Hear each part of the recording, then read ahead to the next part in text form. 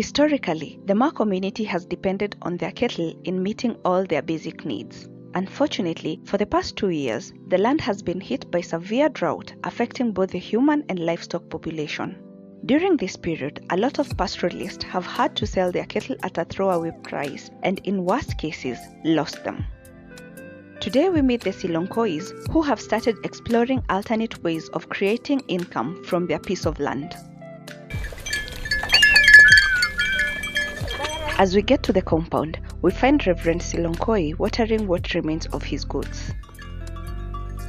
They had to transfer their cattle in search of greener pastures once their stored stock finished. We have to, because now you can see the way it is now.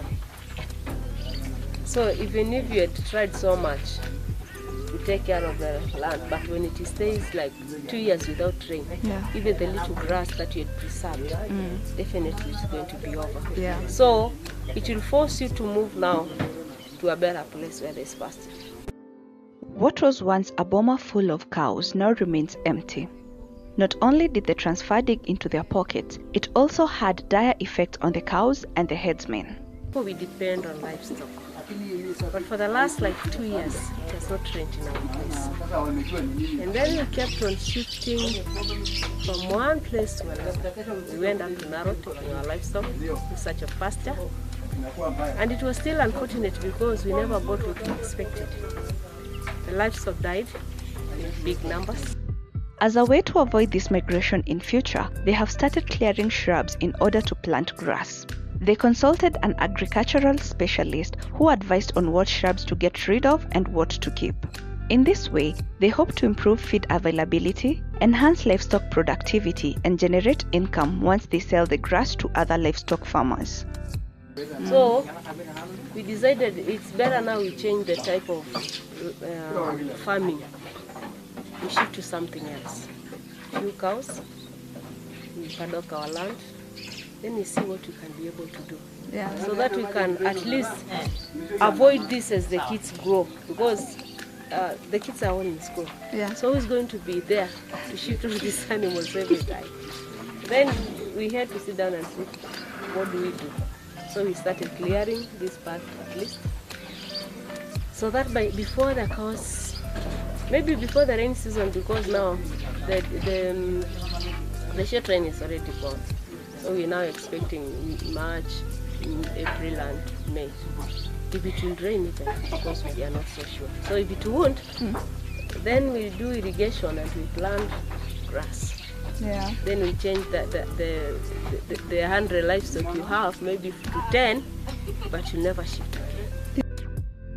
When looking for alternate ways of generating income through their farm, they were introduced to beekeeping and tree planting by Nasaru Conservancy, which doubles as a way to conserve the environment.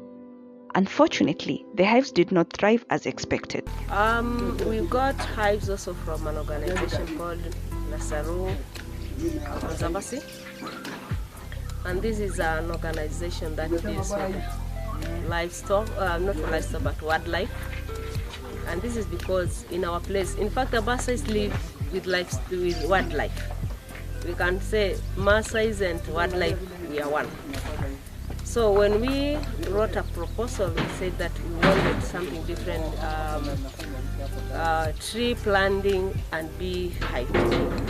So they opted for the beehive, because when you write a proposal, the organization sat down and gave us the beehive. So we have a group within us, we call it Alteration Women Group, and they give us, now have 5 beehives. But in the beginning, there were so many problems, because one, we never knew how to fix them. Second, we never knew how to take care of them. Third, the predators were many. And so on the process, we never harvested until they came back and taught us a little bit on how we can be able to take care of the beehives.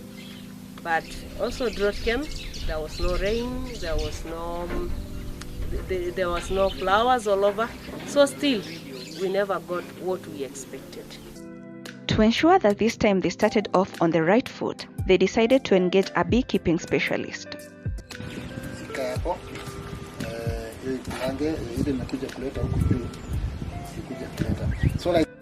The specialist provides hands-on training on how to manage the apiary, colony maintenance, colonization and transfer, beehive hive splitting, queen rearing, honey harvesting, honey processing and packaging, pest and disease management. All this in a bid to ensure that the hives are in a good condition to encourage honey production, as well as provide pollination services and be beneficial to the farmer in the long run.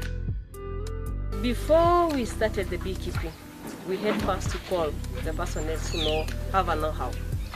So Zablon came with another man, and we had to go through, we asked them a lot of questions because we never wanted to go back to the same problem that we face as the women. And we asked them what was the best thing for us to do, for us to be able to get the income from the beehives. So they told us first, a structure was important. So we had first to buy the materials that we see, like the iron bars, but we improvised the source because we had them before. So we say, let us start from here. So at least there was, we were shown the way to go.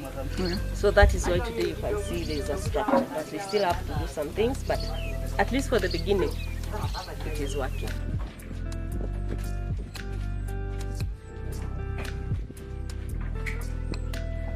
Do you have a ready market, or how do you plan to sell once you start harvesting the honey? We talked with Zablon the first day we met, and because we don't have a lot, we don't know so much about the beekeeping, and we told them we are going to make them our stepping stone. That they'll be coming after maybe 2 months. They check, they also teach us on how to do it. And then harvesting, we are going to sit down with them, because they told us we have 2 options. We can do it ourselves, or we can do it through them. So for the first year, we say we are going to opt to do it through them, as they also teach us on where the market is, and also as they advertise us. So at the beginning, we are going to use the company that sold the beehives to us. Okay. What advice would you give to someone who's starting beekeeping? Always starting something new is encouraging and it's interesting, because it's going to shift us from what we inherited from our forefathers, that is livestock. So starting something new, it's very also important to see, because to us, the acacia trees is not something that we are going to look for. We are inside the forest, the natural forest. So at least having the livestock keeping and the beekeeping, is nothing is going to interfere, because the animals are going to eat the grass. The beehives are going to look for the flowers. So there is no interference. It is not so hectic. So for any new farmer, it's really, I really encourage them, let us go to it. Because at the end of the day, you're going to benefit from both the livestock keeping and also the beekeeping. And who knows, maybe it is going to turn to be the best in what we have always been used to. To further diversify their income, this family has opened their home to tourists as a homestay. They provide an opportunity to participate, learn from, and enjoy daily activities of the locals and experience their traditions and cultures. We are also trying to introduce some authentic experiences around. Like we want to try beekeeping. We want also to have some experience on the nature, whereby you can have some nature walk. You can also meet with wild animals around, and also sightseeing in Kilimanjaro. We are very close to Kilimanjaro, and Amboseli National Park is only 45 minutes traveling, and you will enjoy with all kind of animals. Here is also a corridor of wildlife from Amboseli to Tsavo National Park. So it is documented that this is a corridor whereby all kinds of animals are crossing from Amboseli, and you will experience, like now the elephants are all over in this area. You walk a distance of 5 kilometers, you get quite a number of them. And also you can also experience teachings in these schools in the bush. We have quite a number of schools in our neighborhood, whereby you can also interact with the community freely with no restrictions. This is so good experience if you happen to visit us here. That's all for today, guys. Thank you for stopping by. You can support our channel by subscribing and sharing the link.